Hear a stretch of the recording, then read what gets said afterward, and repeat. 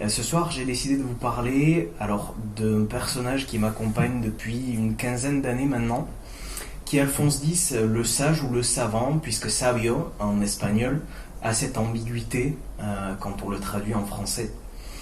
Et c'est une figure historique qui est relativement peu connue en France, mais qui est vraiment capitale si on essaye de comprendre un petit peu la diffusion de la science médiévale et la création surtout pour nous hispanistes de la langue espagnole.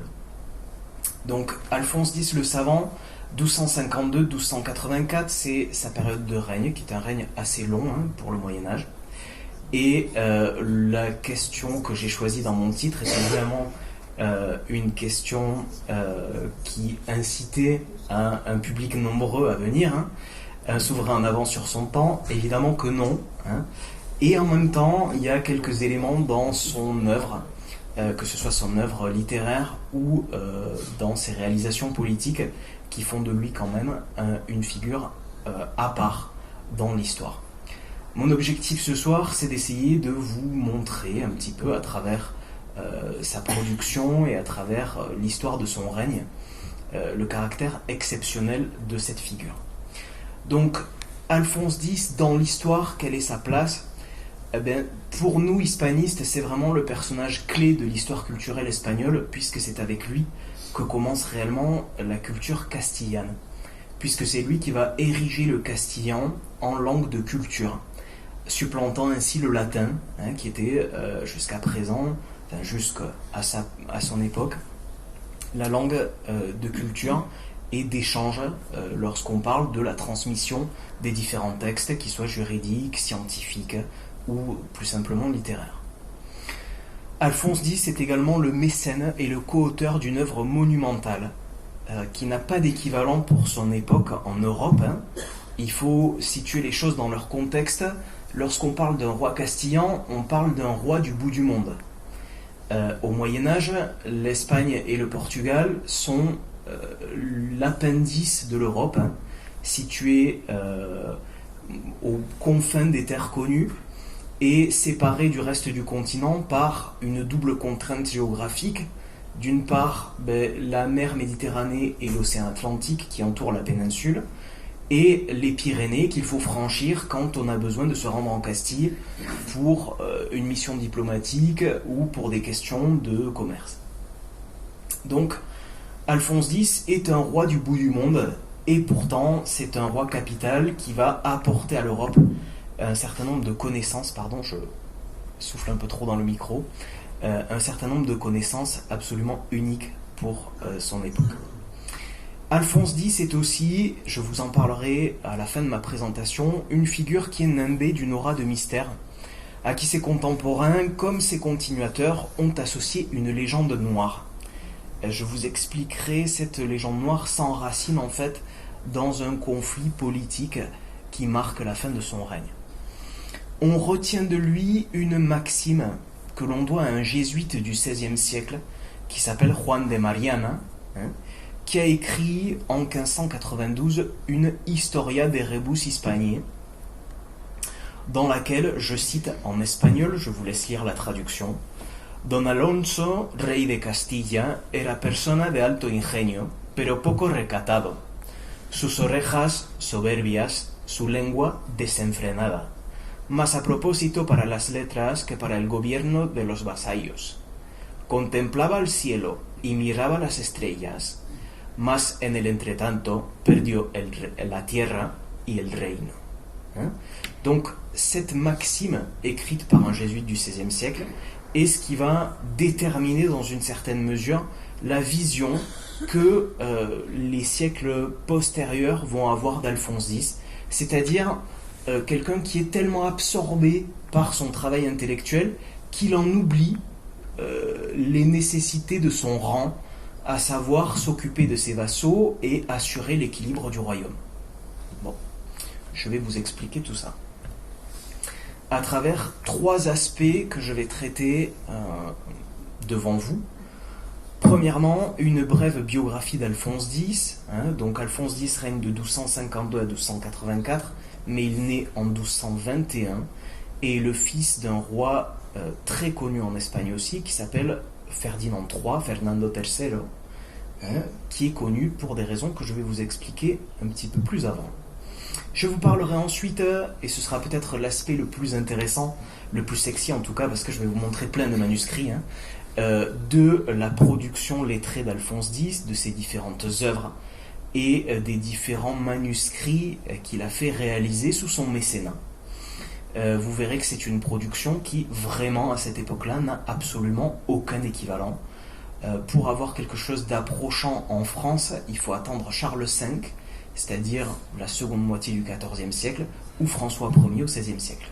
Mais au XIIIe siècle, Alphonse X est le seul souverain européen dont la production a cette ampleur et a cette qualité en termes de raffinement, pour le dire de cette façon. Et enfin, je vous parlerai d'Alphonse X à travers le temps, en revenant sur les aspects de sa légende noire et sur le décalage qui existe entre, d'une part, l'image qu'Alphonse X lui-même s'est efforcé de construire dans sa production lettrée, c'est-à-dire ce qu'il souhaitait que la postérité retienne de lui, et d'autre part, la façon dont il a été perçu, déconstruit, reconstruit, manipulé par ses opposants politiques et de fait par une partie de ses continuateurs. Je commence donc par la brève biographie d'Alphonse X. Pour comprendre le règne d'Alphonse X, on est au XIIIe siècle, il faut remonter plusieurs siècles auparavant et s'intéresser à ce qui va être, on va dire, l'événement déterminant de l'identité espagnole, en tout cas au Moyen-Âge, c'est-à-dire la conquête par des souverains arabes d'une très grande partie, de la quasi-totalité de la péninsule ibérique. Je parle bien de rois arabes, pour une raison simple, c'est qu'à l'époque où a lieu cette invasion, il s'agit bien de questions politiques, d'une conquête territoriale, mais absolument pas d'une conquête dont la finalité serait religieuse. Au début du 8e siècle, le corpus de référence des musulmans, le Coran, ainsi qu'un certain nombre de textes juridiques, ne sont pas encore stabilisés, ne sont pas encore complètement constitués. Ce qui explique que les historiens de l'Espagne préfèrent parler d'une conquête arabe plutôt que d'une conquête musulmane. Évidemment, cet état de fait va évoluer au fil des siècles, et lorsque s'achève la reconquête de l'Espagne en 1492, il s'agit bien d'une guerre de religion. Les rois catholiques veulent récupérer l'unité territoriale de la péninsule, mais aussi son unité spirituelle ou religieuse. Bon. Mais commençons par le commencement. L'invasion de l'Espagne se produit en 711 lors de la bataille de Guadalete. On est vraiment au sud de l'Espagne, pas très loin de Cadix. Et cette invasion va être extrêmement rapide. Preuve en est qu'en 732, c'est-à-dire 21 ans plus tard, les souverains arabes ont déjà conquis la quasi-totalité de la péninsule ibérique, sauf une toute petite frange d'irréductibles espagnols située au nord des Asturies, et sont arrivés jusqu'à Poitiers. Qu'est-ce qui explique la rapidité de cette conquête ? D'une part, la désunion des souverains chrétiens, d'accord, ou des souverains espagnols et des souverains français, puisque vous savez que l'Espagne, en tout cas la péninsule ibérique, est morcelée en 6 royaumes, le royaume du Portugal plus 5 royaumes en ce qui constituerait l'actuelle Espagne, d'accord. Donc cette désunion-là fait que lorsque des troupes unies attaquent, il n'y a pas de front commun de défense, et aussi parce que les Arabes ont des techniques de combat qui ne correspondent absolument pas aux techniques de combat des Espagnols. Les Espagnols sont des souverains, sont des chefs militaires qui se battent à la romaine, c'est-à-dire qu'on se bat en rang bien rangé. tandis que les souverains arabes ont des stratégies militaires dans lesquelles on attaque de tous côtés. Évidemment, ça va complètement désorienter les souverains espagnols, et du coup la conquête va se faire très rapidement. Bon. Je passe au XIIIe siècle, à la période qui nous intéresse. Après toute une série d'étapes de reconquête, d'abord ce qu'on va appeler la marca hispánica, la marque espagnole, c'est-à-dire les souverains francs vont réussir à repousser au début du XIe siècle les musulmans après les Pyrénées et constituer sous la bannière du comte de Barcelone et des souverains francs un premier front uni juste après les Pyrénées.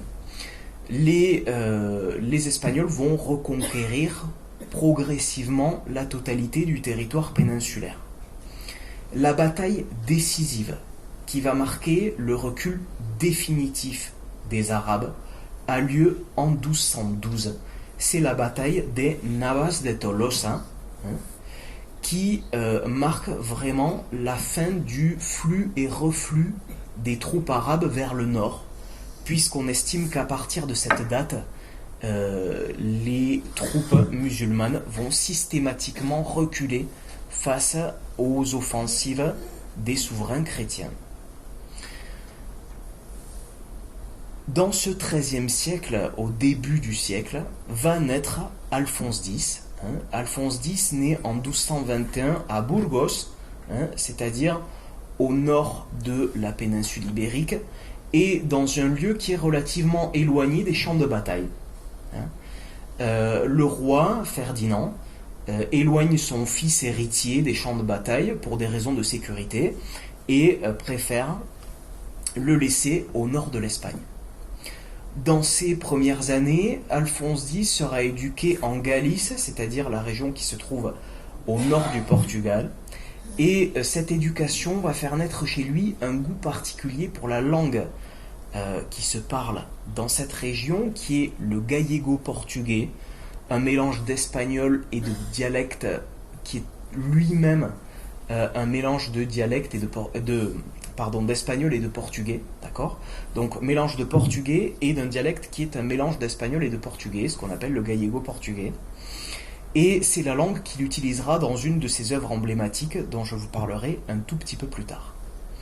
Donc Alphonse X naît loin des champs de bataille, est éduqué loin des champs de bataille, mais très tôt, à ses 15 ans, il rejoint son père pour la prise de Cordoue, qui a lieu en 1236, et par la suite, il participera à toutes les grandes reconquêtes des villes du sud de l'Espagne. Donc Cordoue en 1236, Murcie en 1243, et enfin, une date clé, 1248, la prise de Séville. Pourquoi est-ce que la prise de Séville est si importante pour l'histoire médiévale? Pour deux raisons. La première, parce qu'on estime qu'en 1248, c'est la fin de la reconquête. La reconquête, je vais vous en parler avec 1492. En 1492, lorsque les rois catholiques reprennent Grenade, il faut savoir que l'émir de Grenade est un vassal des rois catholiques. C'est-à-dire que même s'il y a un siège de Grenade, et même si il y a un certain nombre de démonstrations de force de nature militaire, la nature des relations entre les souverains fait que, a priori, l'émir de Grenade était un vassal des rois de Castille. En 1248, ce n'est pas le cas. En revanche, à partir de la prise de Séville, les souverains qui vont déplacer leur capitale à Grenade vont se déclarer comme vassaux du roi d'Espagne. Il ne s'agit donc plus de conquête militaire. D'accord ? Ce qui fait que les historiens espagnols considèrent généralement, contrairement à une idée reçue, que la fin de la reconquête n'a pas lieu en 1492, mais bien en 1248. Donc 1248, c'est le moment où on reprend une des anciennes capitales du royaume musulman d'Espagne, qui est la ville de Séville. Et cette victoire décisive va marquer durablement, on va dire, la royauté espagnole, qui va acquérir une sorte de prestige, puisque celles et ceux qui parmi vous ont déjà voyagé à Séville savent combien cette ville est sublime, et elle va fasciner complètement les souverains espagnols. Autre chose, autre fait important en 1248, il faut s'imaginer qu'il ne s'agit pas d'une simple conquête militaire avec une population musulmane qui serait restée à l'issue de la défaite de leur souverain. Non, en 1248, la ville de Séville est entièrement vidée de sa population. Pour vous donner un ordre d'idée, on estime que la population de cette grande ville du sud de l'Espagne avoisinait, alors la fourchette est assez vaste, vous allez le voir, c'est un râteau, entre les 80 000 habitants ou le double, quasiment le double, 150 000 habitants.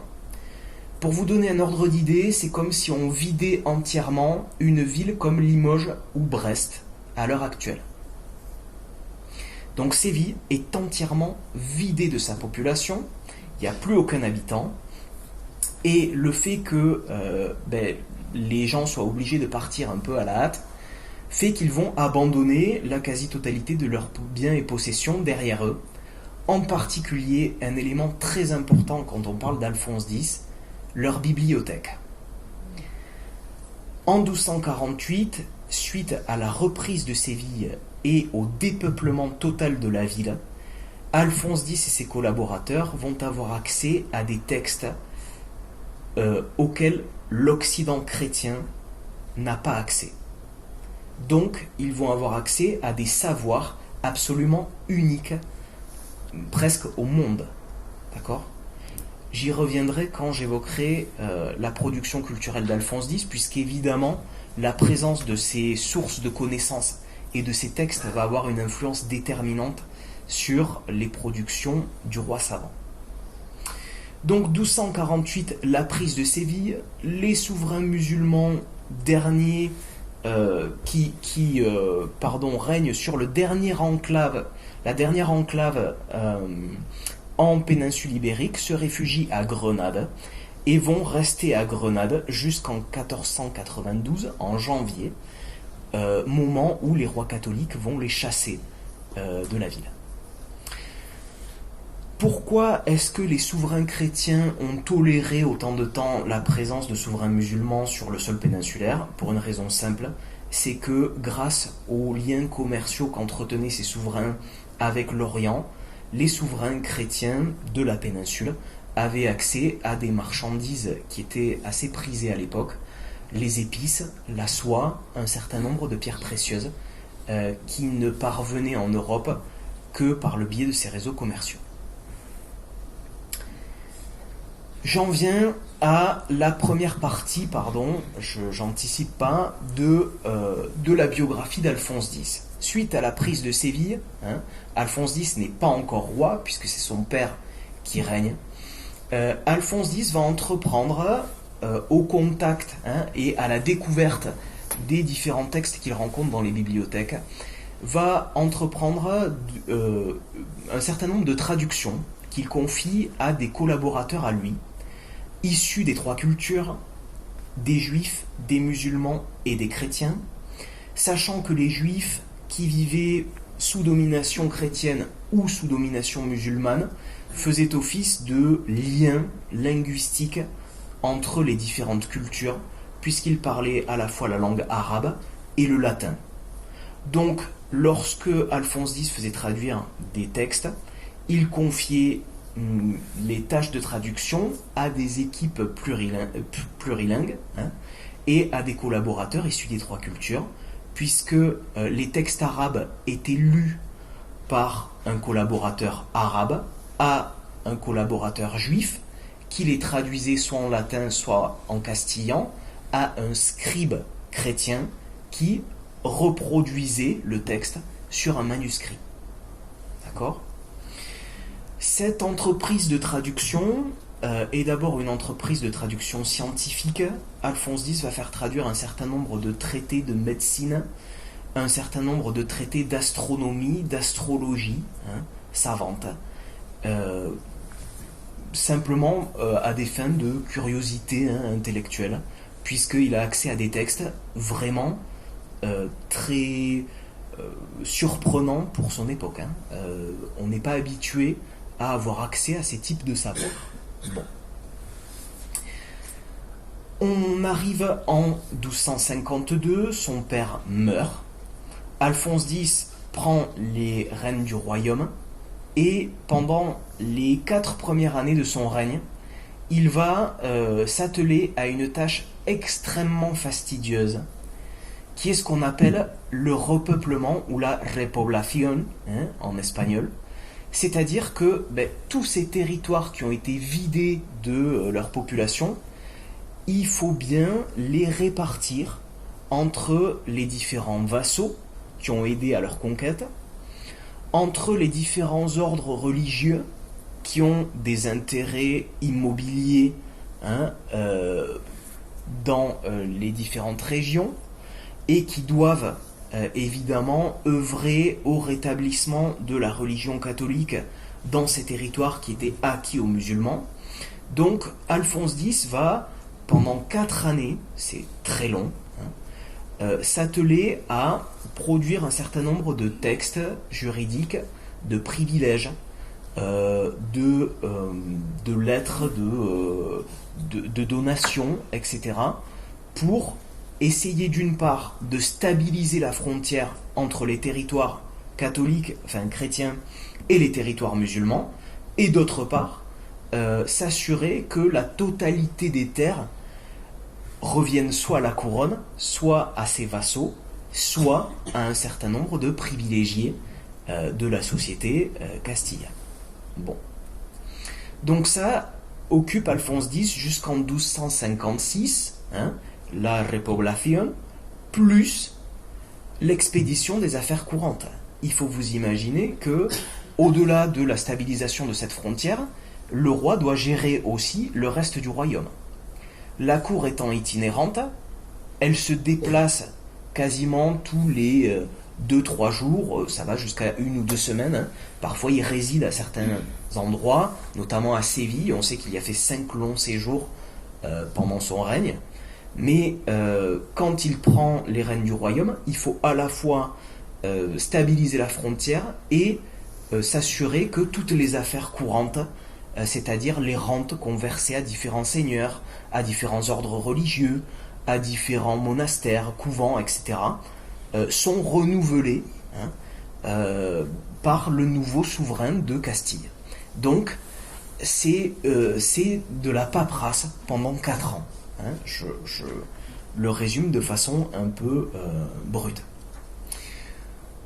Suite à ces 4 années de papeleo, comme on dit en espagnol, Alphonse X va recevoir une ambassade de Pise, une ambassade italienne qui va lui proposer rien de moins que de monter sur le trône du Saint-Empire romain germanique. Qu'est-ce que le Saint-Empire romain germanique ? C'est un des 2 grands pouvoirs du Moyen-Âge. Au Moyen-Âge, 2 puissances se partagent, on va dire, le prestige absolu. D'un côté, la papauté, le pouvoir spirituel. De l'autre, lorsqu'on parle du pouvoir temporel, c'est l'empereur du Saint-Empire romain germanique, dont le siège est situé grosso modo en Allemagne, même si les provinces unies couvrent une partie des Pays-Bas, l'Autriche, la Pologne, etc. Et il s'agit là d'une dignité absolument merveilleuse. Tous les rois d'Europe rêvent d'être nommés empereur du Saint-Empire romain germanique, puisque l'empereur est le roi des rois, pour le dire de cette façon-là. S'il y a des historiens parmi vous, ils me pardonneront. Je fais un certain nombre de raccourcis, mais c'est à des fins de compréhension. Donc, Alphonse X reçoit la visite d'une ambassade venue de Pise qui vient soutenir sa candidature et proposer son nom pour qu'il monte sur le trône du Saint-Empire romain germanique. Bon, évidemment, il n'a pas dit non, hein. Il était très content qu'on lui propose ça. Et d'autant plus que Alphonse X, par sa mère, descendait à la fois de la famille impériale germanique et de la famille impériale byzantine. Donc, c'était un peu le candidat rêvé, hein, pour ceux qui soutenaient sa candidature pour accéder au trône du Saint-Empire romain germanique. Mais le pauvre va rencontrer près de 25 ans durant, près de 20 ans durant, un certain nombre de déconvenus qui vont finir par faire qu'il n'accédera jamais concrètement à cette dignité-là. Pour resituer un petit peu les choses, je vous ai mis une chronologie assez large. En 1252, meurt Frédéric II de Hohenstaufen, qui était l'empereur du Saint-Empire romain germanique, qui avait été surnommé par ses contemporains Stupor Mundi, la stupeur du monde, tant ce roi était impressionnant et tant il a lutté farouchement contre l'autre grand pouvoir de l'époque, qui était la papauté. Hein. Donc Frédéric II de Hohenstaufen, c'est vraiment le souverain qui a ébranlé son temps. En 1256, donc, Alphonse X reçoit la visite de l'ambassade venue de Pise, qui défend sa candidature au trône du Saint-Empire. Et en 1257, joie, Alphonse X est élu empereur du Saint-Empire romain germanique, puisque l'empereur, à la différence du pape, enfin quoique non, le pape est élu par le conclave, l'empereur est également élu par un certain nombre de grands électeurs, qui sont les princes des provinces unies, donc du Saint-Empire, qui sont au nombre de 7, et qui sont des électeurs relativement dociles, du moment qu'on arrive avec des espèces sonnantes et trébuchantes. Hein. Bon. Donc, il est élu en 1257, mais sous réserve de l'approbation du pape, puisque quand même, le pape a son mot à dire. Il se trouve que le pape meurt, ce qui va laisser en suspens l'élection d'Alphonse X, et évidemment, ses opposants à la course au trône du Saint-Empire vont en profiter pour se faire nommer. Et malheureusement, Alphonse X, jusqu'en 1274, n'est toujours pas nommé empereur du Saint-Empire romain germanique. En 1274, il décide donc de lancer ce qu'on appelle la Ida all'Imperio, c'est-à-dire que face aux atermoiements du pape, il décide de partir à sa rencontre. À l'époque, le pape se trouve en France, à Beaucaire, c'est-à-dire dans le sud, du côté de Beaucaire, si je ne dis pas de bêtises, côté de Sète, enfin entre Sète et Marseille. Hein. Bon, Beaucaire, je dis des bêtises, je ne sais pas. Il me semble que c'est par là, Beaucaire. Bon. Donc, Alphonse X se rend en France, à Beaucaire, pour rencontrer le pape. Et il se trouve que là, c'est une énorme déconvenue, puisque sa rencontre avec le pape n'aboutit pas.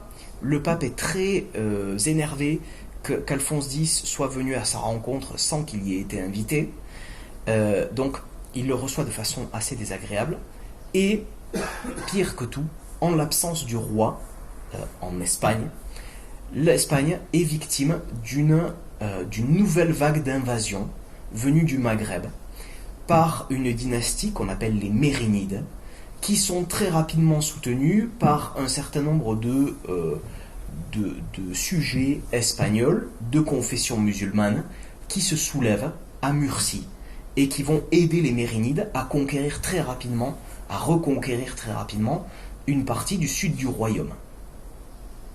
Cette invasion éclair a pour conséquence l'envoi de troupes espagnoles de façon plus ou moins désordonnée. Le roi n'est pas là, donc il faut trouver un dirigeant à ces troupes militaires, et on va envoyer le prince héritier qui va se rendre sur le champ de bataille, et horreur, le prince héritier est tué sur le champ de bataille. De même que le second personnage le plus important du royaume de Castille, qui est l'archevêque de Tolède. Donc un personnage religieux et un personnage de la sphère temporelle. Les deux personnages les plus importants du royaume, qui sont encore en Espagne, sont tués sur le champ de bataille dans des circonstances absolument abominables. Hein. On décapite l'archevêque de Tolède, on envoie d'abord des doigts au roi pour lui dire regardez, on a la tête aussi. Hein. Et donc, c'est une situation absolument abominable. Et c'est une situation très complexe d'un point de vue politique, puisqu'elle va laisser une sorte de vide de pouvoir dans lequel va s'engouffrer le second fils d'Alphonse X, qui est Sanche, qui va prendre, alors qu'il est très jeune, il a à peine 16 ans, qui va prendre la direction des armées et qui va, à la suite de sa victoire, puisque Sanche est victorieux sur les troupes qui ont envahi l'Espagne, réclamer pour lui le trône de Castille. Ce qui va évidemment avoir des conséquences assez désastreuses sur la fin du règne d'Alphonse X. À cette époque, le droit prévoit que ce sont les fils de l'aîné, du fils aîné d'Alphonse X, qui doivent hériter de la couronne. Donc, les demandes de son fils Sanche, du fils d'Alphonse X, sont illégitimes.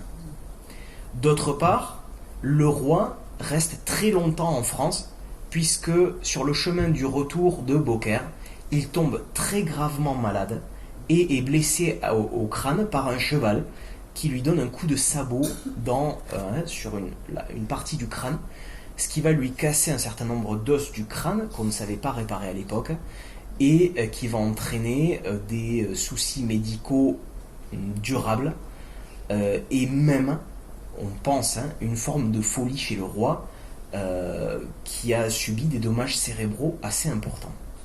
Bon. Donc, passé 1275, la situation politique est très tendue en Castille et voit s'affronter deux camps opposés, les partisans du fils dissident d'Alphonse X et les partisans du roi. Donc j'ai appelé ça temps de crise. Déjà en 1272, bien avant le départ du roi pour la conquête de l'Empire ou pour l'invasion des Mérinides, Alphonse X avait déjà eu un premier temps d'opposition avec une partie des nobles, puisqu'il voulait leur imposer un certain nombre de lois qui étaient contraires à leurs usages. Les nobles ont très très mal réagi à la privation de leurs prérogatives et donc se sont dénaturalisés, c'est-à-dire qu'ils sont devenus des vassaux du roi de Grenade. Il faut imaginer que les plus grands personnages du royaume de Castille vont devenir des vassaux d'un ennemi politique, mais aussi d'un infidèle, d'un hérétique, puisque le souverain de Grenade est musulman. La crise de succession, je vous l'ai détaillée ici, s'étend entre 1275 et 1284 avec une série d'épisodes. La mort de l'enfant Ferdinand, qui va ouvrir un certain nombre de difficultés. Les Cortes de Valladolid. En 1282, Sanche, qui est toujours fort de sa victoire militaire sur les Mérinides, va convoquer, sans l'autorisation d'Alphonse X, une assemblée de grands du royaume, de nobles, de grands personnages ecclésiastiques, réunit également une partie de la famille royale pour renverser Alphonse X. Évidemment, le roi ainsi que ses plus fervents partisans moquent cette réunion pour une raison simple, c'est que seul le roi, en titre, a le droit de convoquer ce type d'assemblée. Malgré tout, symboliquement, en 1282, c'est une défaite pour Alphonse X, puisqu'il se retrouve isolé. Il va se retirer à Séville. Il est extrêmement malade à cette époque, et tout le monde le pense fou et lépreux, parce que sa maladie fait qu'il a un certain nombre de plaies purulentes. C'est pas très glamour, pardon. Donc il est dans cette situation-là d'isolement complet et de maladie profonde. Et ensuite, en 1282 et 1284, C'est l'apothéose un peu de cette opposition entre père-fils, puisque dans ses testaments, Alphonse X maudit son fils, ce qui est quelque chose d'une extrême violence pour l'époque. Il faut penser qu'on est à une époque où les mots ont une importance capitale, et maudire, c'est dire du mal d'eux. Je vous ai mis un petit extrait quand même pour comprendre l'ampleur de la chose. Et por ende, Don Sancho, por lo que fizo contra nos, desheredado sea de Dios e de Santa María, et nos desheredámoslo, que sea maldicho de Dios, e de Santa María, e de toda la corte celestial, e de nos, que non tan solamente haya aquella pena que traidor merece en España, mas en todas las tierras do él acaeciese, vivo o muerto. Qu'il soit mort ou vif, il est maudit, où qu'il soit. C'est extrêmement violent, vraiment, pour l'époque. Bon. Alphonse X meurt à Séville, où il est enterré. Alors là, vous avez des photos en exclusivité. Et tant pis, je dis ça au sein d'une institution sérieuse, mais normalement, on n'a pas le droit de prendre des photos dans cette chapelle. Mais lorsque j'ai terminé ma thèse, et puisque je suis un fan absolu d'Alphonse X, je suis allé prendre avec mon petit appareil photo ces photos, où on voit la tombe d'Alphonse X. C'est celle que vous avez à votre gauche. Et en face, sur l'autel, il y a la tombe de son père Ferdinand III, et à main droite, vous avez la tombe de sa mère. Et donc, Alphonse X va se réfugier à Séville, va y mourir, et entouré de ses derniers fidèles, avec une devise que vous avez, ce format abrévié, c'est ce que vous voyez en rouge et jaune en haut, Nodo, no me han dejado, ils ne m'ont pas abandonné. Il meurt à Séville et les Sévillans ne l'ont pas abandonné. Bon. On va passer à la partie intéressante parce que le temps défile et j'aimerais quand même vous montrer Alphonse X au travail. Tout au long de son règne, Alphonse X va produire un certain nombre de textes qui ont une valeur absolument inestimable pour les chercheurs sur le Moyen-Âge hispanique évidemment, mais aussi pour les chercheurs européens. Ces œuvres, il y en a 44 à peu près, couvrent à peu près tous les domaines du savoir.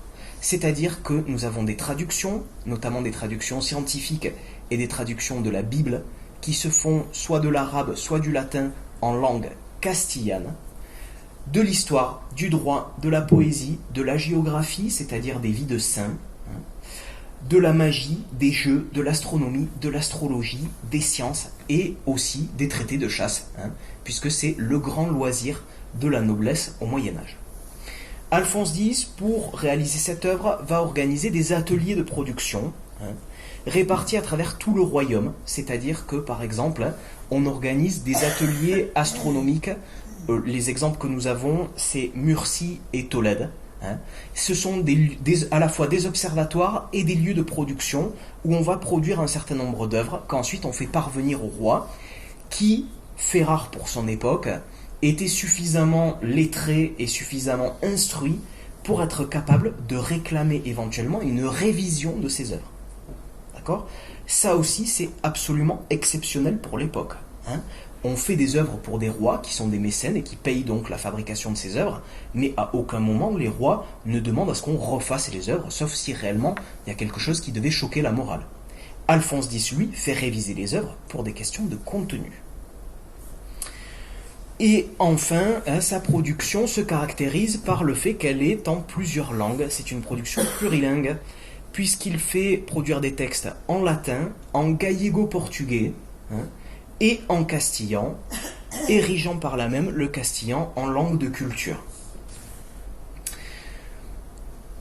Je commence, et là vous allez voir des manuscrits. Le premier centre d'intérêt d'Alphonse X, c'est le passé. Donc il va faire composer 2 histoires, 2 chroniques énormes, par leur ampleur. Pour vous donner un ordre d'idée, la General Historia, la seconde, dans une édition moderne, fait à peu près 12 000 pages. D'accord ? Donc c'est vraiment quelque chose qui est colossal pour l'époque. Donc les 2 chroniques qu'il fait produire, c'est la Historia d'Espagne, qui est une histoire de l'Espagne depuis la création biblique jusqu'au règne de Ferdinand III, et la General Historia, qui est une histoire universelle, de nouveau, depuis la création biblique jusqu'au règne de Ferdinand III, et qui inclut des passages sur l'histoire des païens, du peuple hébreu, de la Grèce et de la Rome antique, mais aussi la chronologie biblique, puisque la General Historia est une traduction partielle de la Bible en castillan. Donc il faut imaginer que toutes ces sources-là sont mobilisées pour créer une seule chronique, ce qui explique son ampleur. Ça, c'est son intérêt pour le passé. Alphonse X s'attache aussi à établir des bases solides pour le présent à travers un corpus juridique assez vaste. Le Fuero Real, qui est un texte de droit appliqué à tout le royaume, et le Speculo, qui est un texte de droit local, c'est-à-dire qu'on va donner à différentes villes ce texte pour qu'elles l'appliquent à l'échelle locale.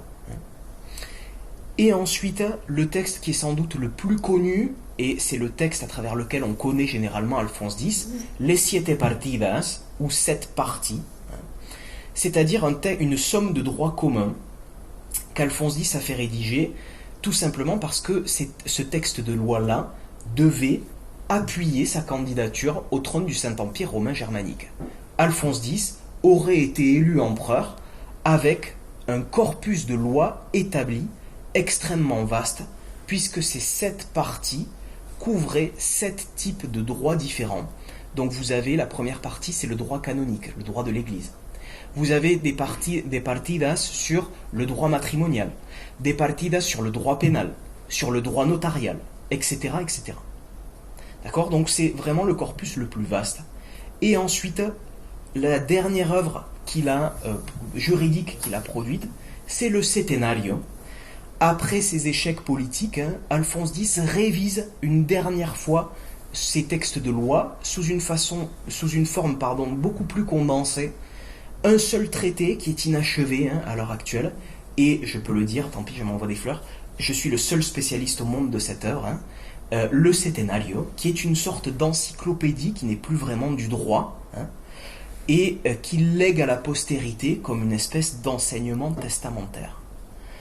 Dans son testament, Alphonse X ne lègue à la postérité que le Setenario, qui est inachevé, et les Cantigas de Santa Maria, dont je vous parlerai un petit peu plus après. Enfin, Alphonse X s'attache à maîtriser le futur à travers la traduction ou la rédaction d'œuvres d'astronomie, astrologie. Pourquoi est-ce que j'utilise les deux termes ? Parce qu'à cette époque-là, il n'y a pas de distinction réelle entre les deux. Ils sont quasiment synonymes. En tout cas, les hommes de cette époque croient fermement qu'une connaissance parfaite du mouvement des corps célestes leur permettrait d'avoir une connaissance du futur. Donc, à travers son intérêt pour les événements du passé, à travers l'établissement de lois solides et la constitution d'un corpus astronomique, Alphonse X s'attache à la maîtrise totale du temps et de sa propre postérité. D'accord ? Donc vraiment, c'est quelqu'un qui est soucieux de produire un savoir total, qui englobe absolument tout et qui surtout lui donne, en tant que souverain, une maîtrise absolue, quasiment hors du temps. Bon.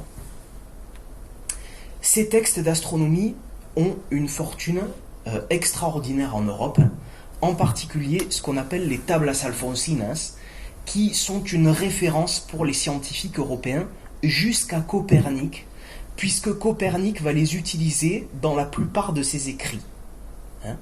Donc, c'est vous dire que les savoirs qu'Alphonse X va acquérir en découvrant les bibliothèques de textes arabes restés intacts vont lui permettre de créer une œuvre qui va essaimer partout en Europe et surtout qui va avoir une influence durable, puisque les plus grands scientifiques de l'histoire vont y faire référence. Bon. Alphonse X, c'est aussi l'auteur des Cantigas de Santa Maria, une des œuvres de dévotion mariale les plus connues du Moyen-Âge. Donc, il s'agit de poèmes de dévotion à la Vierge Marie il y en a 400, à peu près 400 poèmes rédigés entre le début de son règne et la fin de son règne. Et la particularité de ces poèmes-là, c'est qu'ils sont conservés dans des manuscrits qui sont d'une exceptionnelle beauté et qualité. Ces manuscrits ont été mis à la disposition du public, vous pouvez les retrouver en ligne, en 2021, à l'occasion des 800 ans de la naissance d'Alphonse X. Donc vous pouvez avoir accès à ces enluminures, puisque les Cantigas de Santa Maria ont un programme iconographique, c'est ce que vous voyez à gauche, d'enluminures absolument extraordinaire. Il y a à peu près 2200 enluminures qui reprennent les motifs qui sont exposés dans les différents poèmes, et vraiment elles sont d'un raffinement et d'un détail absolument extraordinaire pour l'époque. Ça, c'est pour les poèmes Mario. Enfin, il s'attache à faire un certain nombre de traités de magie. À l'époque, on croyait évidemment que la magie avait une influence concrète sur la réalité. Et il ne faut pas s'y tromper, on n'est pas dans le cadre des chasses aux sorcières du XVIIe siècle. À l'époque, qui sont les premiers consommateurs de ces textes de magie? Ce sont les clercs, ce sont les lettrés. Les gens du peuple n'ont pas accès aux manuscrits et ne savent tout simplement pas lire. Donc les premiers consommateurs de cette matière magique, ce sont ceux qui sont censés assurer l'orthodoxie, c'est-à-dire les prêtres, le personnel ecclésiastique. Bon, je vous ai mis ici une petite enluminure qui est quand même très belle, où vous voyez un esprit qui est convoqué par un magicien que vous avez sur la droite de l'image, et cet esprit chevauche un éléphant, ce qui est rarissime pour l'époque, puisque on avait très peu vu d'éléphants, on avait une vision fantasmée de ce qu'était cet animal. Bon. Je termine par les œuvres ludiques, avec Los libros de los juegos de ajedrez, dados y tablas, 7 textes qui expliquent des jeux de cour. On se divertissait à la cour en jouant à différents types de jeux, et je vous ai mis ici une enluminure qui représente un jeu qu'on appelle Juegos de Astronomía, c'est-à-dire un jeu où chaque joueur incarne une planète. À l'époque, on ne connaissait que cette planète, et les planètes avancent leurs pions sur un échiquier qui représente la voûte céleste. Bon. On a également fait à Alphonse X cadeau d'un des manuscrits les plus extraordinaires du Moyen-Âge, qu'on appelle la Bible de Saint-Louis. Alphonse X était cousin du roi français Saint-Louis. Et il a reçu de lui cette Bible, qui se caractérise par un programme d'enluminure extraordinaire, puisque ces merveilles que vous voyez ici, il y en a à peu près 8800 dans les 3 volumes qui composent cette Bible monumentale. Elle est conservée dans les archives de la cathédrale de Tolède, et vous pouvez les voir si vous allez visiter la cathédrale de Tolède, puisque un fac-similé a été mis à la disposition du public. Je termine rapidement, puisque l'heure approche, sur Alphonse X à travers le temps. Donc vous l'aurez compris, production monumentale exceptionnelle pour son époque, diffusion de la plupart de ses textes, et malgré tout une légende noire due à une opposition politique à la fin de son règne. Donc Alphonse X à travers le temps, à la fin de son règne, donc Alphonse X maudit son fils, et pourtant c'est son fils qui monte sur le trône. Et ce fils illégitime, en tant que souverain, va avoir une descendance qui va rester sur le trône de Castille jusqu'en 1369, moment où une autre branche dissidente va reprendre le pouvoir et s'imposer en Castille, avec Henri II de la maison de Trastamare. Bon, tout ça pour vous montrer qu'en fait, l'héritage d'Alphonse X, dans un premier temps, a été complètement oublié. Ses successeurs vont à la fois admirer son œuvre, l'utiliser en partie, et aussi, quand on parle de Sanche IV, donc de son propre fils, œuvrer à la destruction de ses manuscrits.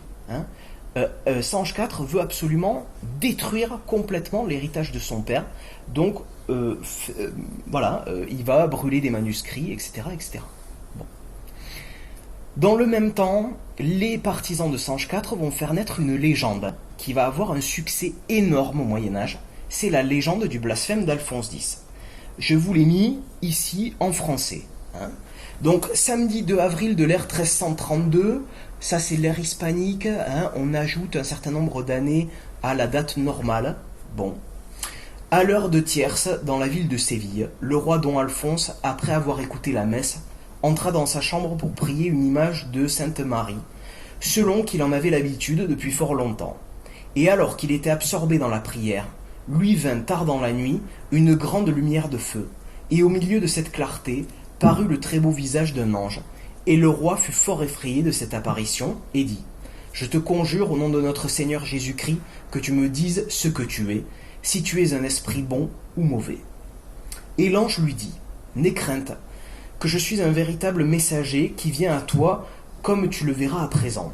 Tu sais très bien qu'un jour semblable à aujourd'hui, et là on rentre dans le cœur de la légende noire d'Alphonse X, alors que tu étais dans cette ville, attablé, tu prononças un blasphème, et dis que si tu avais été avec Dieu, le Père, au moment où il forma le monde et toutes les choses qui sont, tu n'aurais pas commis de nombreuses erreurs qui furent commises alors.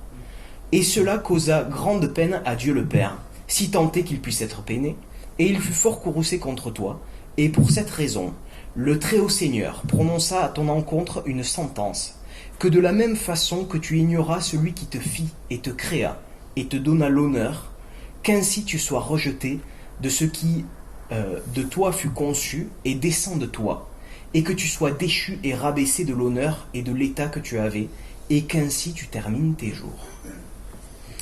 Cette légende a connu une extraordinaire diffusion, je ne vais pas tout vous citer, je ne citerai qu'une seule chose, un auteur français, puisque we are in France, we speak French. Fontenelle, dans ses entretiens sur la pluralité des mondes au XVIIe siècle, qui connaissait encore cette légende, et qui dit « Un roi de Castille, grand mathématicien, mais apparemment fort peu dévot, disait que si Dieu lui appelait à son conseil quand il fit le monde, il eût donné de bons avis. » Les raisons de cette légende noire, et je terminerai plus ou moins là-dessus, très rapidement. Premièrement, c'était un outil politique, au service de la branche filiale dissidente et de la noblesse jalouse. Il s'agissait pour les détracteurs d'Alphonse X de le présenter comme un hérétique, et donc de légitimer le fait qu'un roi chrétien monte sur le trône à sa place. Deuxièmement, il s'agissait d'un outil polémique au service du clergé, que l'activité intellectuelle du roi concurrençait. Au Moyen-Âge, les producteurs des grands textes, scientifiques, etc., étaient le clergé.